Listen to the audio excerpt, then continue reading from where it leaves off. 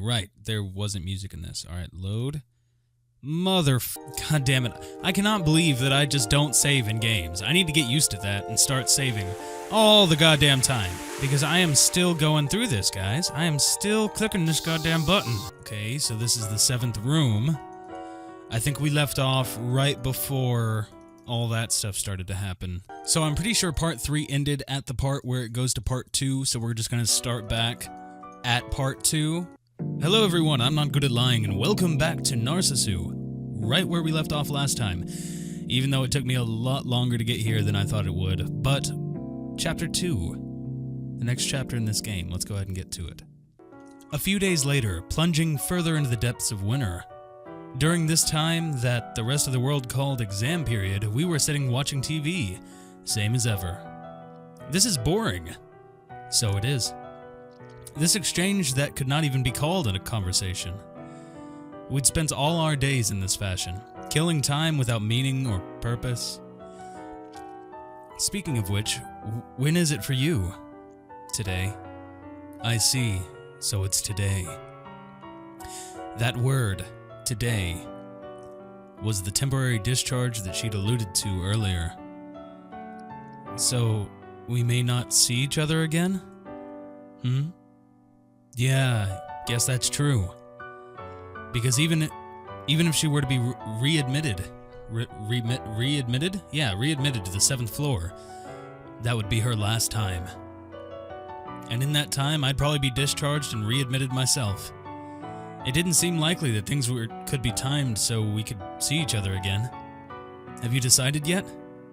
About where I'm going to die? Yeah. No, not yet. I see. She nodded somewhat sadly, the expression of someone being discharged for the 2nd time. I still felt nothing about the situation, and I hadn't heard from the doctors about my first discharge. Come to think of it, I wondered if she'd finally decided what her own answer to the dilemma would be. Satsumi, everything's set. A lady came up to us with these words. This was probably her mother. She nodded slightly at me. I did not rise. We'll be leaving soon, but are you all ready? Yeah. Well, have a nice day, sir. She nodded slightly at me again and then turned to leave this place. She did stretch out her hand toward that girl who was likely her daughter. But the girl did not move at all. She stayed rooted in her chair even after her mother had grabbed her hand. What's wrong, Satsumi? It hurts. A little. What? Where? Your chest? Your abdomen? My chest. Stay right there. I'll call the doctors right away. She took off in visitor-use slippers in a sprint toward the Narcissu station. Narcissus. There were but 2 things left in this place, her and me, both in chairs. She's faking it. Well, not the whole thing. I mean, this is still a horrible, horrible story, guys. Don't get me wrong. I'm just saying she's faking the current pain. I did not know a thing about her disease or its status. The only thing I knew were the courtesy of her white ID bracelet. Her name was Satsumi, and her blood type was O. But we were inhabitants of the 7th floor, and she was older than me, if just by a little. Hey, do you want to lie down over there until the doctors come? I pointed at the corner of the lounge, at the couch, at something that I had never seen used. It'll support your back, after all. Nuts. Doesn't matter. I'm fine now. Saying those words and nothing more, she stood up quickly. I knew it. Hey, wait. Don't do anything foolish. But she was already halfway down the corridor before I could finish the sentence. Where would I want to die if my choices were the 7th floor or home? Home. But what if there was a third choice? Let's figure this out. Nightfall, after lights out. Bored of reading manga, as usual, I wandered through the darkened hospital. The usual lounge, now pitch dark from the absence of light. That was where I found her. Hey, so you're still here? Yeah. What's up? Not feeling well again? Not really, was all she said as she stared at the window. So her discharge had been postponed after all. No one knew when the next chance would come, but it would probably be weeks from now, not days. Hey, could it be that you feigned illness today? No, that probably wasn't the right way to put it. See, you couldn't say that we weren't sick all the time. What I'm saying is, you didn't want to leave the hospital, did you? I don't know what you're talking about, because there is no afterwards for you now. But there was no answer to my question in her silence. She had asked me so many times before about where I wanted to die, and it had always been that I didn't know yet, and that she didn't want to die at home or here on the 7th floor. So you have no other place to go after all. And what of it? No, nothing. Oh God. This familiar lounge flooded in darkness. So the music is really loud. I can hardly hear myself. Hear her familiar stance, looking out the window without so much as acknowledging my existence. So I don't know if I'm messing up, is all I'm trying to say. This place we called a hospital and its extinguished lights, in spite of the fact that it was only 11 p.m. or so. This was the tangent point between what was normal and what was not.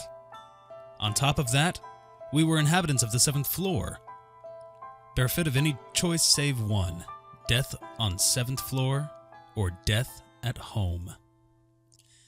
The outside world that she was staring at from the pitch-black height of the 7th floor, the normal world. The buildings and homes were still radiant with the light, and the street overflowed with people going home. God. And why would you lock somebody up? That's my main question, is why would you lock somebody in a hospital until they die? If they're gonna die and they're not contagious, you need to let them go anywhere they want to go. I know not all countries treat it that way, and not every hospital is going to do it that way. I know that there are hospitals that do it that way, but like, say somebody gets cancer and they want to go on a rocket ship to the moon, you better build them a goddamn rocket ship, because it's their last request. It's like the last thing they're going to do before they die. And you know what? If I had one final request before I died of some crazy thing, and I'm going to die at like 25, say I'm dying at 25 or 10 or 15, if I had some crazy request, it's the only thing that I would want. The only thing that I would ever request again. No matter how expensive or how insane it is, it's never coming back, and it should be given to them. That's my personal opinion. And although my awareness of it was still vague, I was already an inhabitant of the 7th floor, already in an abnormal existence.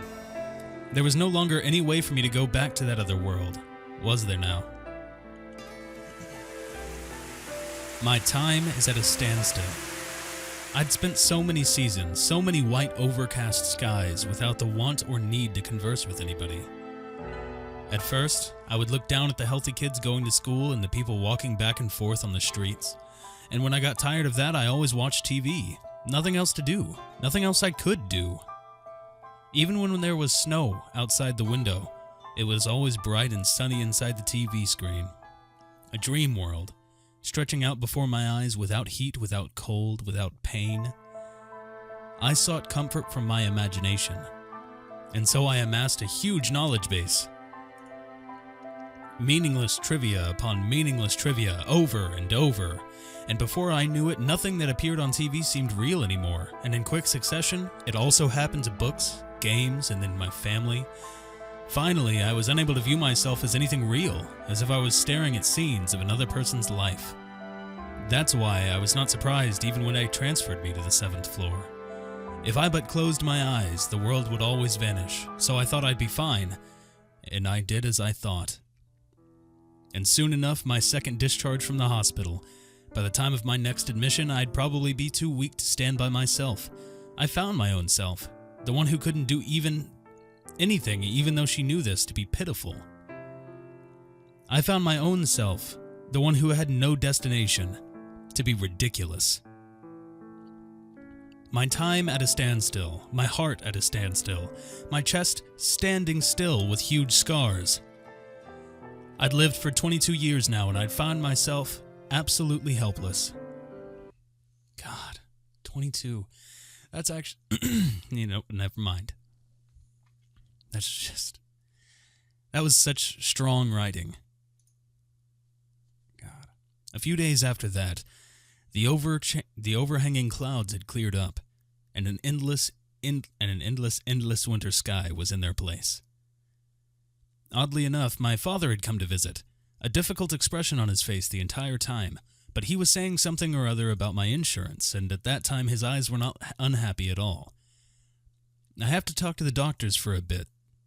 Saying this, my father strode down the corridor, toward that dim conference room where this had all begun, or so it seemed. My hospital room was now empty. Having nothing to do now, I reached for the weekly magazines that they brought me at the stands for me, and accompanying them just as ever, there were fruits and drinks as get-well gifts, and to one side of the basket the fruits were piled in, right in front of the melons that I so hated.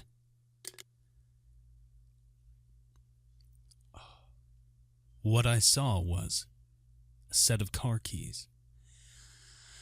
Oh, man. I mean, she had been so obsessed with her driver's license. That's... Wow. Exactly. The keys shone silver. These were the keys to my father's pride and joy, the coupe that he'd sweated over from the upholstery on outwards. The coupe that I'd asked to borrow a long time ago, and I'd been told no without a single second's delay. And my still unused driver's license in the breast pocket of my pajamas. Even after it had lost its chance for use that day, it remained with me waiting, as if that were its proof of life. Click. In silence, I grabbed the keys. It happened as if on impulse. I had no idea what my motives were either. I just seized them without a second thought, as if I was looking at a scene on TV. And the few days' worth of meds that I'd been dispensed, I stuffed those into a bag, and I headed down the corridor. I snuck past the nurse's station and quickly strode toward the elevators, a bag in my right hand, the keys in my left, the long-neglected driver's license in my breast pocket. In front of the lounge, and the next thing I saw was the girl sitting there watching TV as per usual, staring blankly and boredly at that screen, sitting on a little foldable chair. Hey, is that show any good? Does it look that way to you? No, not at all. The all-too-expected exchange. Her eyes looked as far away as they always had. Well then, shall we go together? What? I continued talking as I showed her the keys in my hand. See, I don't want it to be at home. And I don't want it to be on the 7th floor either. Well then, shall we go together? Okay. With that, she stood up from her chair. Her hair swayed with her and grazed the tip of my nose. And then she, too, stuffed a few days' worth of meds in a bag, and we made to leave the 7th floor together. I switched off that boring TV. The grating laughter of the MC was forever obliterated. Both of us in pajamas clad boarded the elevator, heading down from this top floor to the 1st floor. At 1st floor, we headed for the ER entrance, not for the outpatient clinic's entrance. Whoosh. The cold, winter air struck away at our faces, all the more strong in a wide open space like the parking lot. The two of us wandered around the spacious field, looking about ourselves with unease. And after a little while, we came across my father's car.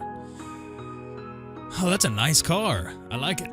The silver coupe. It's probably just painted that way, but I actually really it looks like a cool car to me. I'm sorry. I'm just saying. My father's pride and joy, impeccably maintained. I immediately inserted the key and opened the door.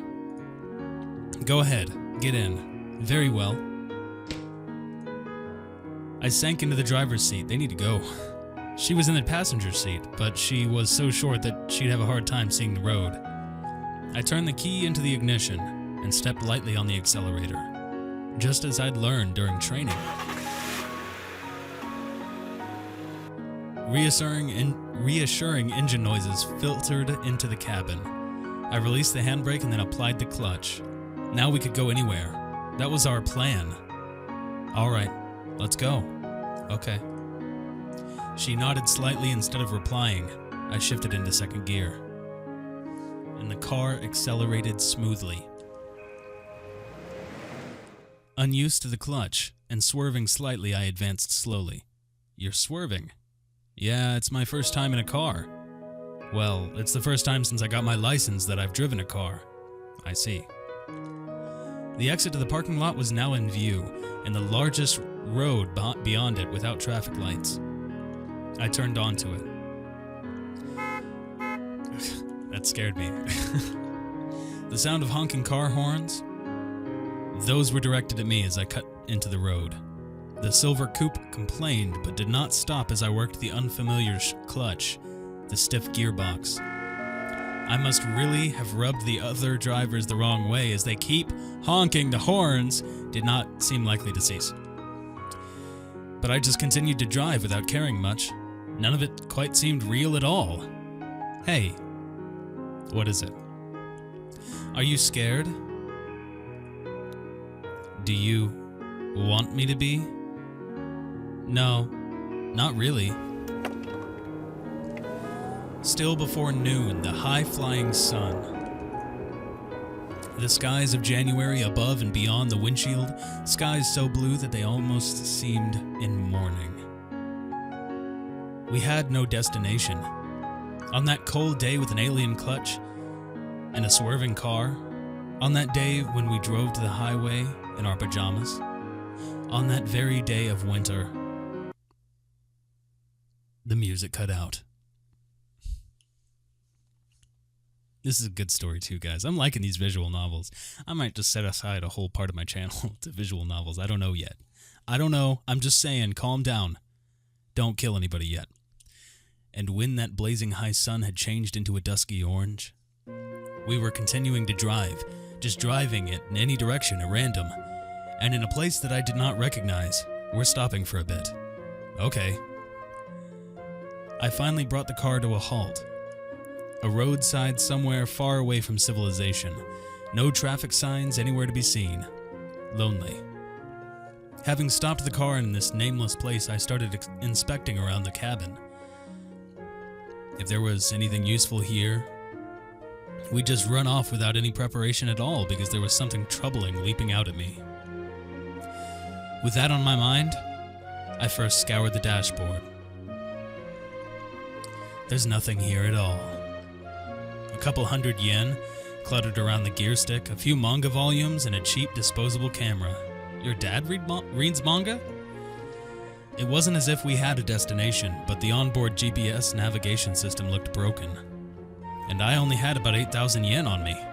That was all the money I had lying around when I up and left. So combined with the pocket change that I had found, I only had about 9,000 yen or so. Of course, I hadn't really expected that there'd be anything more in the car anyways, but this lack of money presented a problem. It wouldn't be possible for us to find lodging on this budget. And it didn't seem likely that this girl would have any money on her either. Is something the matter? No, it's nothing. Whatever. I'd half expected this from the beginning. It wasn't as if I thought this through enough to have things like a plan or a schedule. I just wanted to get out. Right then and there. I didn't want to stay where I was. Underneath the curtain of twilight, I started up the silver coupe again. Hey, are you hungry? I asked her as I drove along. Come to think of it, she hadn't eaten anything since morning. Want to stop at a convenience store or something? No. Hey, don't be like that. And the food's much better than anything up on 7th floor. She did not respond to me. Instead, she looked straight down at the pink pajamas she was wearing. Oh, yeah, that's right. I looked down at my own clothing. Sure enough, in these pajamas, we would be conspicuous no matter where we went. Not that we weren't conspicuous right now, In any case, we'd have to do something about them. And having made my decision, I steered back towards civilization. After a little more driving, we'd arrived in a place whose name I didn't know. Okay, guys, I gotta take a break. I will be right back. After a little more driving, we'd arrived in a place whose name I didn't know. Probably somewhere close to a rail station. Certainly enough people would be around for it to be the case. There's gotta be one around here somewhere. I looked around anxiously as I drove, my back pitched a little forward, not touching the seat. Okay, first off, I gotta mention something that I just realized a couple seconds ago. She's 22 years old. She has no obligation to stay in that hospital. Well, I guess it is a different country, but here, you have no obligation to stay in that hospital unless you are diseased and contagious. Just saying. It shouldn't matter if they go into a gas station. She's legally an adult. She can leave her house anytime she wants to. Ah, there one is. At last, a coin laundromat. It looked pretty run down from the outside, on the first floor of a small forlorn building. This was as good a place as any. I stopped the car not far from the entrance to this place. All right, I'll be back in a second. Leaving her and her confused face in the car, I walked into the laundromat. My nose was filled with the smell of bleach and detergent the moment the automatic doors opened. The exterior of the laundromat had told no lie. The washers and dryers were old and run down as well. There's nobody here. The empty laundromat swallowed whole my murmured words. Only a single dryer was in operation, making its characteristic humming noises. I immediately walked to that machine and checked its timer. It looked like it would operate for 30 minutes on 200 yen, and only 5 minutes had elapsed so far. Whoever it was had probably gone elsewhere to kill time. Ruminating over this, I looked around one more time to reassure myself that no one was around. Then, satisfied that I was all alone, I put my hand on the door handle of that drying machine, and I abruptly opened it. I thought, oh, is she gonna steal some clothes? Oh, because they have to get out of the pajamas, I get it, because they don't want to get caught. Its door opened during operation. The dryer spun down to a forced halt. I pulled out a clump of half-dry clothing, ignoring the heat and the humidity, and after looking around once more to make sure no one was around, I walked out of the laundromat just like that. Okay. Oh, she sounded slightly surprised when she saw my arms full of clothing. But I threw the clothes in the back seat without a word. All right, let's go. I looked back at the bundle of clothes with the steering wheel in one hand. Is there really no way to save this game? Ah, there we go. All right, guys, I'm going to go ahead and leave this off here because we are at 30 minutes. I thought the game might end a little bit sooner. That's why I said I wanted to do the whole rest of it in one part, but it didn't. So anyways, I hope you guys are having a great day, great week, great weekend, great everything. I hope everything is going wonderful for you, and I will see you all very soon.